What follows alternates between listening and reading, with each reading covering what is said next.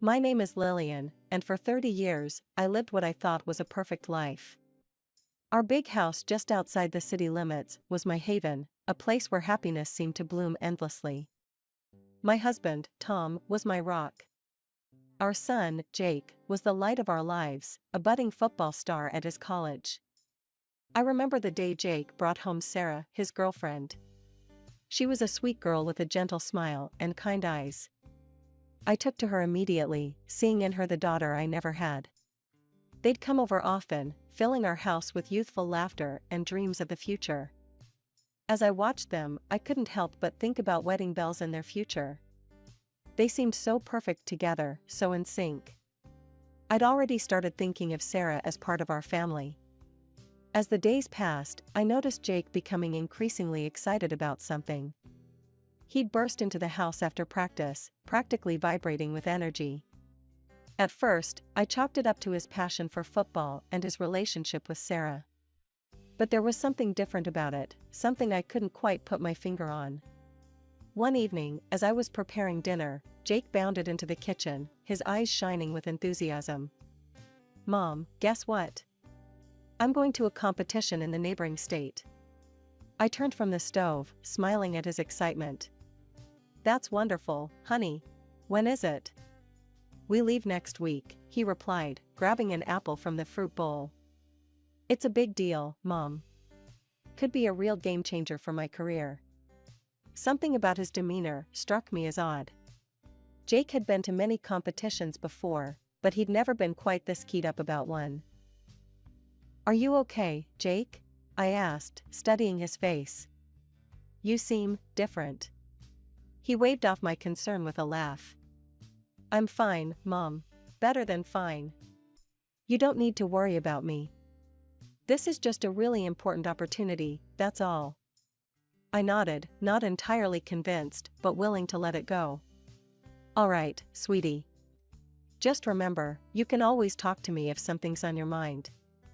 3 long months passed, and Jake was still gone. At first, I wasn't too concerned. These competitions could sometimes run longer than expected, especially if the team was doing well. I called him regularly, and each time, he assured me everything was fine. "The competition's just lasting longer than we thought, Mom," he'd say. "Don't worry about me." I believed him. After all, Jake had never lied to me before. Why would he start now? Still, as the weeks dragged on, I couldn't shake the feeling that something wasn't quite right. One evening, as Tom and I sat on the porch, I voiced my concerns. "Don't you think it's odd that Jake's been gone so long?" Tom sipped his coffee thoughtfully. "It is unusual, but if he says everything's okay, we should trust him. He's a grown man now, Lil." Finally, after 3 months, Jake returned. But the bombshell he dropped on us was nothing I could have prepared for. "Mom, Dad," he announced one evening, "I've decided I want to live separately. I'm going to rent an apartment." I exchanged a surprised look with Tom. This was unexpected, but not entirely unreasonable. Jake was an adult, after all. "If that's what you want, son," Tom said, "we support your decision." I nodded in agreement, albeit with a hint of sadness. Our baby was really growing up. "Just know you're always welcome here, Jake." Over the next few weeks, Jake rarely visited. Instead, he'd send messages, often asking for money. Each time, I'd transfer the funds, hoping it would help him become more independent. I tried to ignore the nagging feeling that something had changed in our relationship. Then came the phone call that would turn our world upside down. "Mom," Jake's voice crackled over the line, "I'm coming over tonight. I've got some important news to share. And I won't be alone." My heart leaped with excitement. Could it be? Were Jake and Sarah finally taking the next step? "That's wonderful, honey," I exclaimed. "I'll cook up a special dinner for us all." As I hung up the phone, I turned to Tom with a wide grin. "I think our boy's finally going to make it official with Sarah." Tom chuckled, pulling me into a hug. "Well, it's about time. They make a great couple." I spent the rest of the day in a flurry of activity, preparing Jake's favorite dishes, and setting the table with our best china. This was a momentous occasion, and I wanted everything to be perfect. As evening fell, I heard a car pull up in the driveway. My heart raced with anticipation as I smoothed down my dress and went to open the door. But the sight that greeted me was nothing like what I had expected. Jake stood there, all right, but the woman by his side wasn't Sarah. This girl was a stranger, strikingly beautiful, dressed in bright, provocative clothing that seemed out of place for a family dinner. "Mom," Jake said, his voice oddly flat, "I'd like you to meet Veronica, my wife." The world seemed to tilt on its axis. This couldn't be happening. It had to be some kind of cruel joke. But the defiant look in Jake's eyes and the smug smile on Veronica's face told me it was all too real. We all moved to the dining room in a daze. As we sat down at the table I'd so carefully prepared, I couldn't stop staring at Veronica. She was beautiful, yes, but there was something cold in her eyes that made me uneasy. Jake, seeming oblivious to the tension, launched into a description of their wedding. "We had an amazing ceremony at that new upscale venue downtown. You should have seen it, Mom. The flowers, the music, everything was perfect." Each word felt like a knife twisting in my heart. "How could you celebrate your wedding without the people closest to you?" I asked, fighting back tears. Jake's face hardened. "The closest person to me is my wife," he declared. "I want to make her happy." Veronica raised her head, a smug smile playing on her lips. Jake continued, his voice softening slightly. "Veronica's parents abandoned her years ago. Her grandmother raised her, but she passed away recently. I didn't want Veronica to feel lonely at our wedding, so we decided not to invite any relatives. We celebrated with just our friends." I sat there, trying to process this information. Then a thought struck me. "Jake, what about Sarah? What happened with her?" Jake shifted uncomfortably in his seat. "I left her," he mumbled. She cheated on me." I couldn't believe what I was hearing. Sweet, kind Sarah, cheating? It didn't make any sense. Trying to understand more about this woman who had suddenly become part of our family, I turned to Veronica. "So, Veronica," I began, attempting to keep my voice steady, "where are you from originally?" Veronica's eyes narrowed slightly, but she remained silent. Undeterred, I pressed on. "What do you do for a living? Are you working somewhere at the moment?" Again, Veronica avoided answering, her lips pressed into a thin line. "Perhaps you could tell us a bit about your interests? What do you like to do in your free time?" I tried once more, desperation creeping into my voice. At this, Veronica abruptly stood up.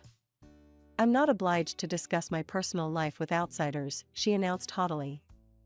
"We're leaving." Without so much as a thank you for the dinner, she strode towards the door. Jake jumped up to follow her, pausing only to ask me to pack some food for them and transfer money for their honeymoon. As the door slammed behind them, Tom and I sat in stunned silence. The next day, still reeling from the previous night's events, I decided to call Jake. I needed answers, needed to understand what was going on. But when the call connected, it wasn't Jake's voice I heard. "Jake's busy right now," Veronica's cold voice came through the speaker. "He can't talk. But you can send money for our honeymoon to his card. We have nothing else to discuss with you." The line went dead. I stood there, phone in hand, shock giving way to a deep, aching sadness. What had happened to my sweet boy? And how had this woman gained such control over him? With a heavy heart, I transferred several $1,000s to Jake's account. It was all I could do, the only way I could still feel connected to my son. Weeks passed, and life settled into an uneasy rhythm. Tom and I tried to come to terms with Jake's sudden marriage, but the silence from our son was deafening. Then, out of the blue, my phone rang. It was Jake. "Mom," he said, his voice brimming with excitement. "I've got amazing news. Veronica's pregnant. We're going to have a baby." My heart leaped. A grandchild. Despite everything, joy surged through me. "Oh, Jake, that's wonderful news. Yeah, it's great, he continued, his tone shifting slightly. But, we need some help. Preparing for a baby is expensive, you know? I transferred a substantial amount to Jake's account, my heart full of hope. Maybe this baby would bring our family back together. A few weeks later, I was tidying up the living room when I heard a car pull up. To my surprise, Jake and Veronica burst through the front door without knocking. Veronica strode past me, her eyes scanning every corner of our home. "This house will do nicely," she declared, her tone matter of fact. "I'm sorry, what?" I stammered, confused. Jake stepped forward, his face set in determination. "Mom, we've decided that we're going to live here. You and Dad need to find somewhere else to stay." I felt as if I'd been slapped. "What are you talking about? This is our home." Veronica turned to me, her eyes cold. "For the proper development of our child, we need freedom and space. This house is perfect." Anger bubbled up inside me. "Absolutely not. This is our home, and you can't just demand we leave." Veronica's eyes narrowed dangerously. "Fine. But you can forget about having any relationship with your son or your future grandchild." Before I could respond, they turned and stormed out, leaving me standing in shock. From that day on, my phone was flooded with messages from Jake. Each one demanded we give them the house, each one more insulting and threatening than the last. I couldn't believe the cruel words coming from my son. What had happened to him? 2 weeks of this torment passed, before Jake showed up at our door again. His face was contorted with rage. "You need to give us this house," he shouted. "Veronica's threatening to divorce me if you don't. Do you want to ruin my marriage?" I tried to reason with him. "Jake, honey, can't you see? She's blackmailing you. This isn't right." His face turned an alarming shade of red. "Don't you dare talk about Veronica like that. You're not worth a hair on her head." That was the final straw for Tom. Without a word, he grabbed Jake by the arm and forcefully escorted him out the door, slamming it behind him. As Jake's angry shouts faded, I sank to the floor, tears streaming down my face. Tom knelt beside me, wrapping his arms around me. Weeks passed, and life settled into an uneasy rhythm. Tom and I tried to process the drastic changes in our son's behavior, but the pain and confusion lingered. One day, while shopping for groceries, I heard a familiar voice call out my name. "Lillian?" I turned to see Sarah, Jake's ex-fiancée, standing by the produce section. My heart skipped a beat when I noticed her heavily pregnant belly. Memories of Jake's accusations about her cheating flooded back, and I found myself at a loss for words. Gathering my composure, I managed to smile. "Sarah, I had no idea you were expecting. How are you feeling?" Sarah's eyes welled up with tears. It's not easy," she admitted, her voice barely above a whisper. "Being pregnant and abandoned, it's been tough." Her words hit me like a ton of bricks. Abandoned? That didn't align with Jake's story at all. Sensing there was more to this situation, I gently probed for details. "Sarah, I'm so sorry. Can you tell me what happened?" "Jake told us, well, he said you had cheated on him." Sarah's eyes widened in disbelief. "Cheated? Lillian, no. That's not what happened at all." Over the next half hour, as we stood in the quiet corner of the grocery store, Sarah revealed the truth that shattered my world. "Jake didn't go to any sports competition," she explained, her voice trembling. "He met a girl online and went to meet her in another state. He was gone for 3 months, remember?" I nodded, the pieces starting to fall into place. Sarah continued. "When I found out I was pregnant, I called Jake to tell him the news. But he told me he had married someone else. He refused to have anything to do with the baby." My legs felt weak. I leaned against the shopping cart for support, trying to process this information. Our Jake, our sweet boy, had lied to us all. He had abandoned Sarah and their unborn child for a woman he barely knew. We parted ways with promises to stay in touch, and I headed home in a daze. My mind was reeling from the revelations. Jake's story about the extended competition, his sudden marriage to Veronica, his cruel treatment of us, it all made a twisted kind of sense now. As I walked through our front door, Tom took one look at my face and knew something was wrong. "Lil, what happened?" he asked, concern etched on his features. I sank into a chair at the kitchen table, feeling the weight of the truth pressing down on me. "Tom, sit down," I said. "There's something you need to know about Jake." As I recounted my conversation with Sarah, I watched the color drain from Tom's face. Our son had lied to us, abandoned his pregnant fiancée, and married a virtual stranger. In the days following my encounter with Sarah, Tom and I had many long, difficult conversations. We both felt a deep sense of responsibility towards Sarah and her unborn child, our grandchild. "We need to help her, Tom," I said one evening. "She shouldn't have to go through this alone." Tom nodded in agreement. "You're right. Let's reach out to her." When we approached Sarah with our offer of support, she initially refused, her pride and hurt evident in her eyes. But as the weeks passed and we gently persisted, she eventually accepted our help. I began to see her often, accompanying her to doctor's appointments, helping her prepare for the baby's arrival, and simply being there as a shoulder to cry on. One evening, as I returned home from helping Sarah set up the nursery, Tom met me with a serious expression. "Lil, there's something I need to tell you," he said, his voice grave. "I hired a private detective." I stared at him in shock. "You did what?" Tom sighed heavily. "I needed to know what was really going on with Jake. The detective's report came in today, and Lil, it's worse than we thought." Over the next hour, Tom revealed the detective's findings. Jake had dropped out of college, abandoning his sports career and education to get a job supporting Veronica's extravagant spending habits. The detective had overheard a conversation between Jake and Veronica, where they coldly discussed plans to force us out of our home and claim it for themselves. But the most shocking revelation was about Veronica's past. She had a history of pursuing wealthy men for their money.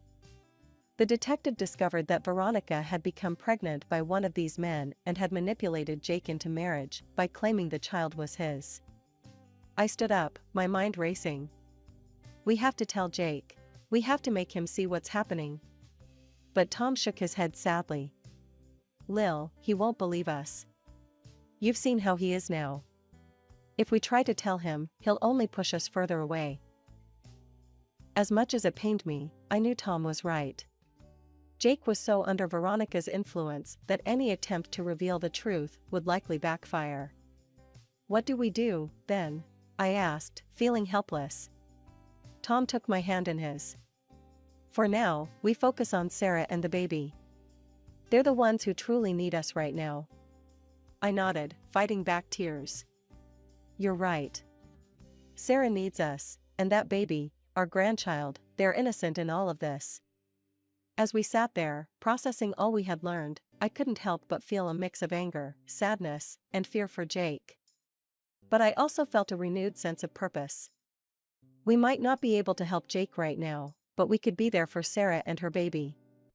And maybe, just maybe, by showing Jake what real love and support looked like, we could eventually break through to him. Just when Tom and I thought things couldn't get any worse, we woke up one morning to find our house defaced with cruel, insulting graffiti.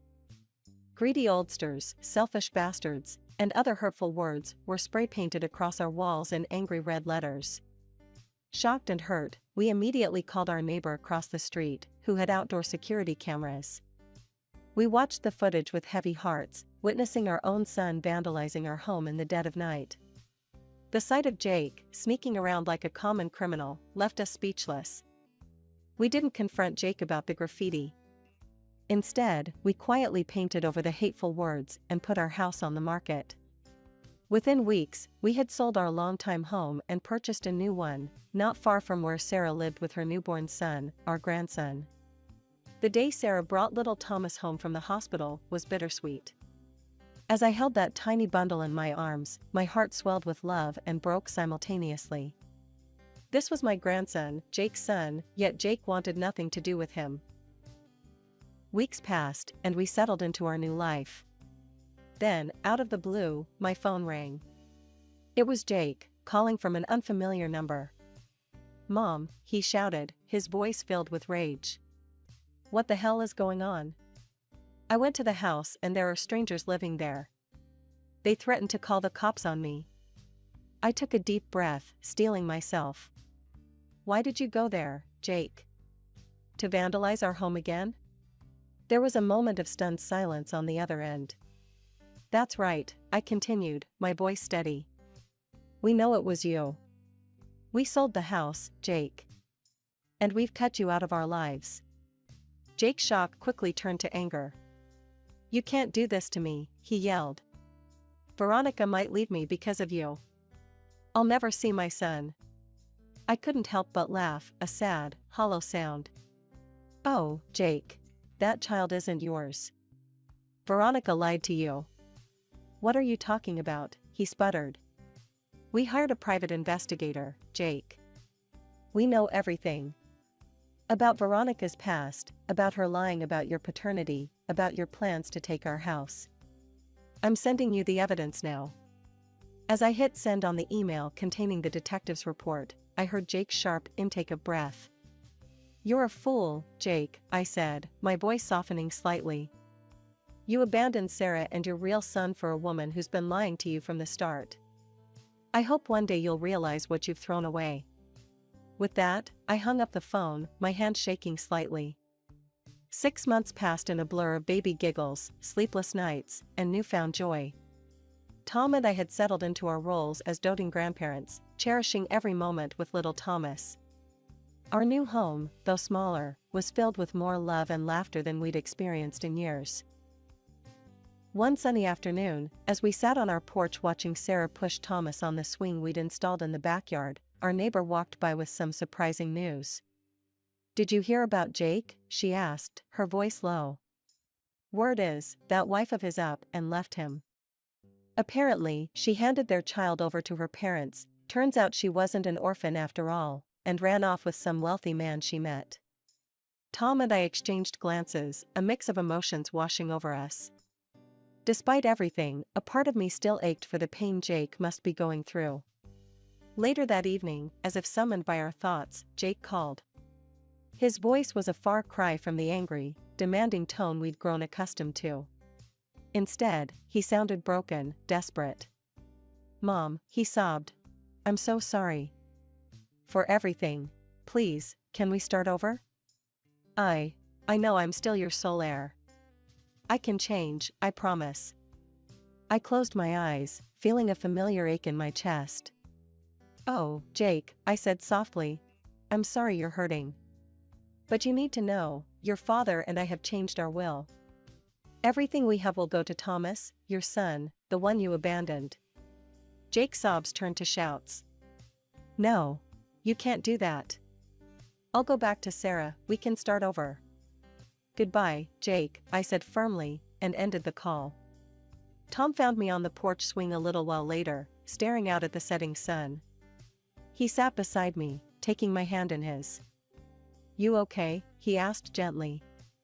I nodded, squeezing his hand. "I am.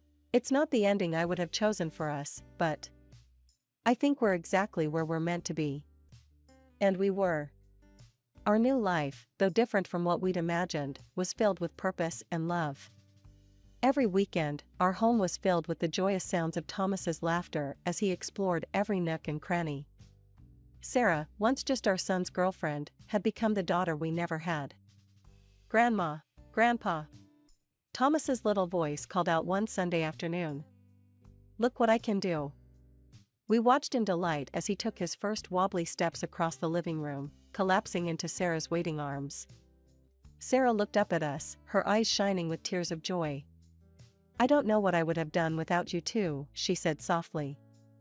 "You've been more like parents to me than I ever expected to have." I knelt down beside her, wrapping them both in a hug. "Oh, sweetheart. You and Thomas, you're our family. We couldn't love you more if we tried." As I looked around at the faces of my family, Tom's weathered smile, Sarah's gentle eyes, Thomas's chubby cheeks, I felt a profound sense of peace wash over me. This was not the life I had planned, but it was a life filled with more love, more joy, and more purpose than I could have ever imagined.